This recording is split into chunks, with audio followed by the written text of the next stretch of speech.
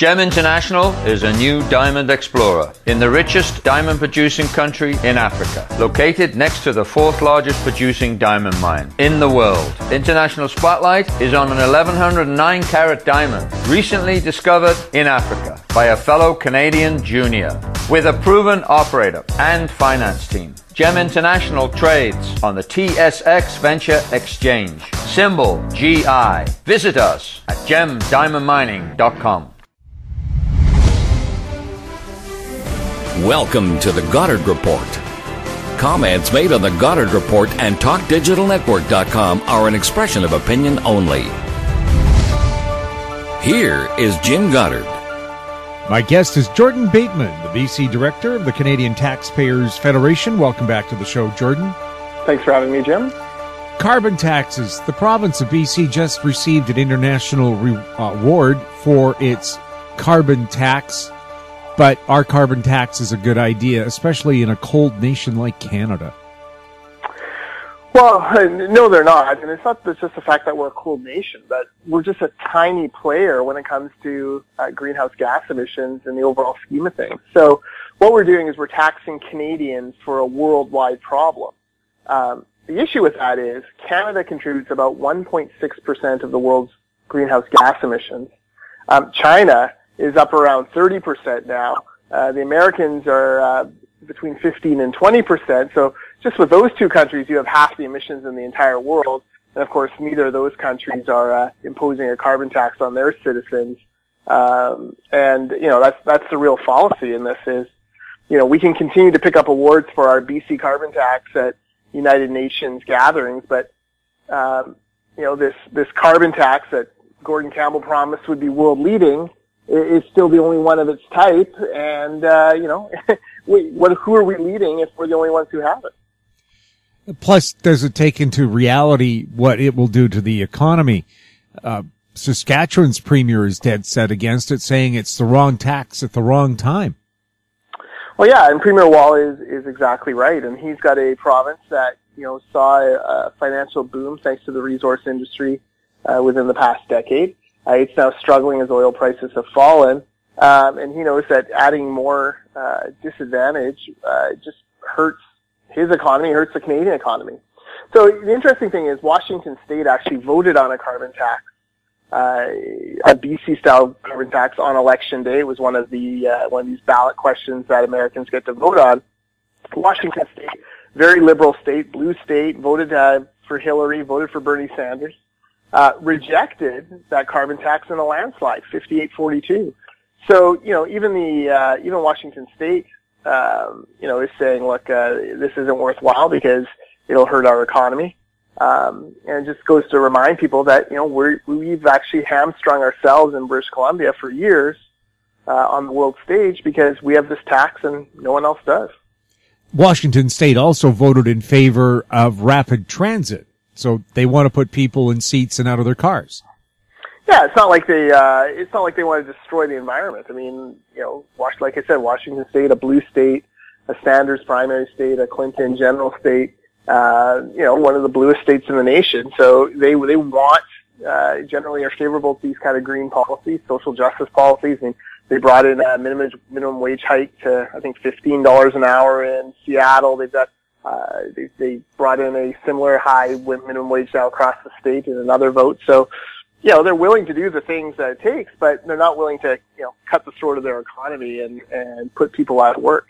There's an interesting story about a silicon smelter, $300 million, about, you know, 150 permanent good-paying jobs, 400 construction jobs. They were looking at locating either in British Columbia or Washington State.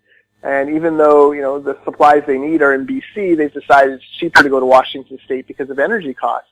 And, you know, one of those energy costs is, of course, our so-called world-leading, award-winning carbon tax. So there we've lost out on jobs directly because of our high energy costs. Where does the BC carbon tax go? Well, BC carbon tax flows into general revenue, and then the government has over the past, well, basically 8 years, any major tax cut or tax credit you've heard of in the past 8 years isn't really a credit. It's just being funded out of the carbon tax. Returns that money to various things. one of the big industries that benefits from the carbon tax is the movie industry. They get $500 million a year in corporate subsidies. So, it's fair to say that a big chunk of our carbon tax goes to line the pockets of executives at Disney and 20th Century Fox and Paramount and all the big movie studios. That, of course, that should be a big concern, because it's not like average everyday people can access those kind of film tax credits. Why do you think the BC government has been so hot on carbon taxes? And by the way, a lot of people say they don't mind the tax if they knew it was going to say transit improvements. We don't have any new buses. We're not getting the line built out to UBC yet. Wouldn't it be better if they targeted something with that cash? No, the tax is a bad tax. Whether it's revenue neutral or the money is being spent on something, it's a stupid tax that should go away. And let's not forget, 7 cents a liter on gasoline is carbon tax right now. That's on top of 41 cents a liter and other taxes that we already pay in the Lower Mainland. So there's plenty of money. We're being gouged plenty for our fuel intake. We don't need to add the carbon tax. Carbon taxes, in fairness to the Christy Clark government, Gordon Campbell was the one who really pushed in the carbon tax, caused a big fissure within his own caucus. He managed to hold it together in the 2009 election. They won that election. But, Christy Clark has not raised the carbon tax in her 5 or 6 years in power now. She had announced that she would freeze it for another 5 years. That's changed slightly because Trudeau has come in and said that a national carbon tax would be imposed if provinces didn't raise theirs to a certain level. But even then, we're talking about, no increases until 2020. That means it'll been, 8 or 9 years since our last carbon tax increase. So, I have to give Christy Clark a little bit of credit. She hasn't continued, to increase the carbon tax. And that certainly is better than what Gordon Campbell had proposed. If this tax is chasing away a business that you know about, how many other businesses have silently decided to work elsewhere where energy is cheaper? Yeah, or are about to. We should be terrified. The Canadian economy, people who worry about this, we should be terrified of what Trump is about to do in the United States. Not because of, all the usual stuff that you hear about Trump, but because he has said he's going to slash the corporate tax rate from 35% to 15%. Well, that's going to put U.S. companies all of a sudden at a real advantage. And, when you're charging companies less to do work there, it makes the United States more attractive. So, here we are in Canada where we seem to make things worse and worse for employers. We have Trudeau jacking up EI and CPP rates. We have the government, BC, with their MSP rates and carbon tax, high utility rates. We seem to forget that our number one competitor is Washington State. Number one competitor is America. We need to make sure that we're, not taking a knife to a gunfight. We need to make sure that we're ready to go and looking for ways to reduce our tax and red tape, not continually increase them. Well, Trudeau says he wants coal-fired power plants in Canada shut down by 2030. On the other hand, Trump says he's all in favor of more coal, more fracking for oil. Yeah, well, Trump wants to put people to work in the United States, and he knows that the Obama doctrine of killing coal plants has absolutely devastated West Virginia and other important states, putting people out of work. And, Trump is a business guy. He looks at resources in the ground and he thinks to himself, geez, why would we leave that in the ground when they're of value? On the fracking side, this is, the Trump election is probably great news for North Dakota and Wyoming and Montana and some of these states that have big shale gas reserves. He wants to get those to market. The Keystone Pipeline sounds like it's, might not be as dead after all as people thought. Again, that's about, moving resources across the continent, this time from Canada to the United States. So lots of economic activity and Trump, for all the rhetoric, for all the, fights with the media, his core message, at the very boiled down to the very basic nub of it was, I want to put people in America back to work. Jobs, jobs, jobs. And, to do that takes resource development. Well, Bill Clinton was reelected with the slogan, "It's the economy, stupid." maybe he should have let his wife know about his secret. Yeah, I'm sure she remembered, but, this is probably a podcast for another day, but, Secretary Clinton's message was very convoluted, and, one thing people don't like in politics is this sense that, things should be handed to you. And in the United States especially, let's not forget the United States, unlike Canada where we, still embrace the Queen and she's still the Queen of Canada, the United States rebelled. They don't want that kind of, hereditary succession. And, the Americans saw a chance to change things up, and they have. Well, they worship live reality TV, and there it is. You have a live reality TV president. Yeah, well, I think the key on reality TV is they feel like they knew Trump. They knew Trump better than what the media was painting because they'd watched him for so many years. And, even pre-reality TV, right? Buying the New Jersey Generals in the United States Football League, all the big things, being on Donahue, being on Oprah, being accessible to the media, doing all that stuff. And then you get to the Apprentice years and all that. They, Americans felt like they knew the guy. And, that shouldn't be underrated. Connection in politics is key. It's frankly Christy Clark's great weapon is that you put her in any group of people. She generally connects well with them. She's got a personal charisma and a sense of connection. Americans felt like they knew Donald Trump better than what the media were telling them what to think.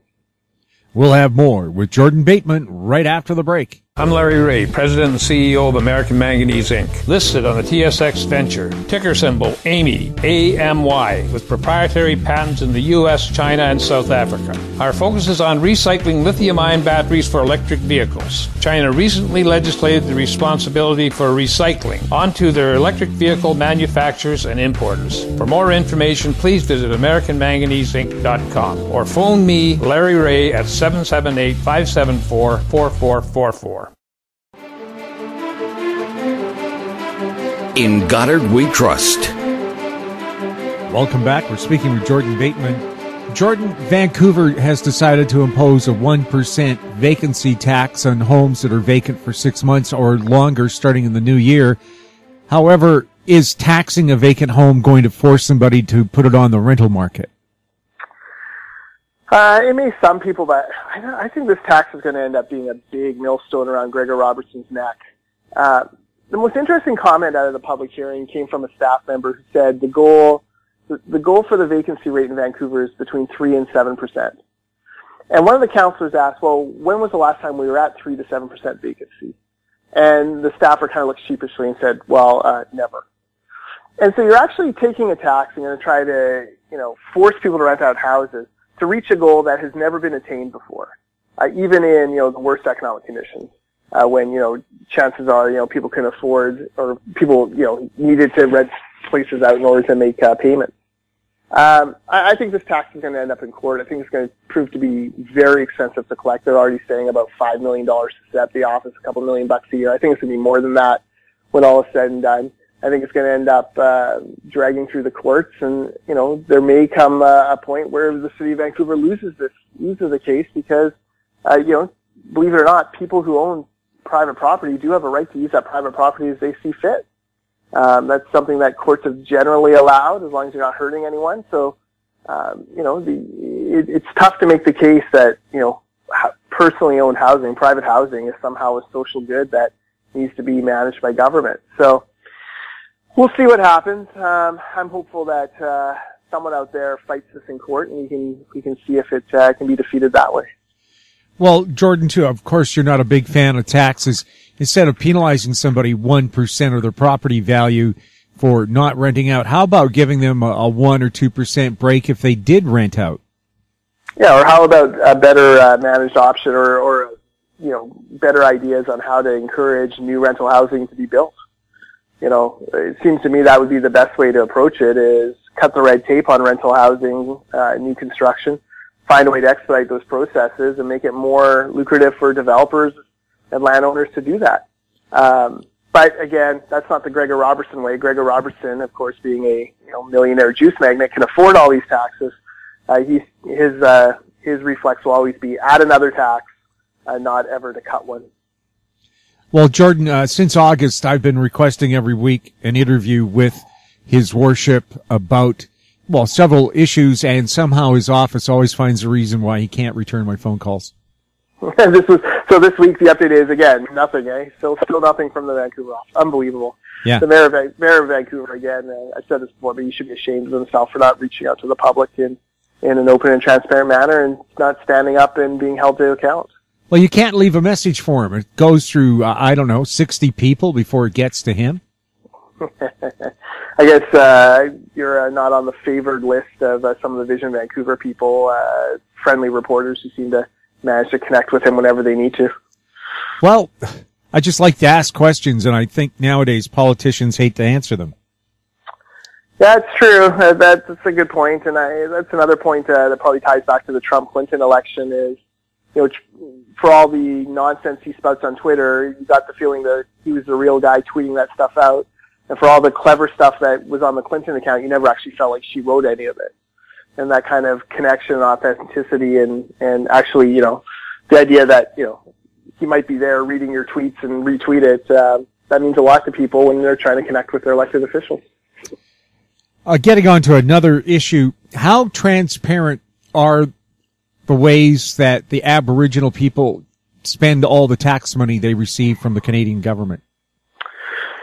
Well, yeah, let me tell you a story about this. So about 800 kilometers east of Prince George, due east, there's a First Nations reserve on the Saskatchewan-Alberta border called Onion Lake.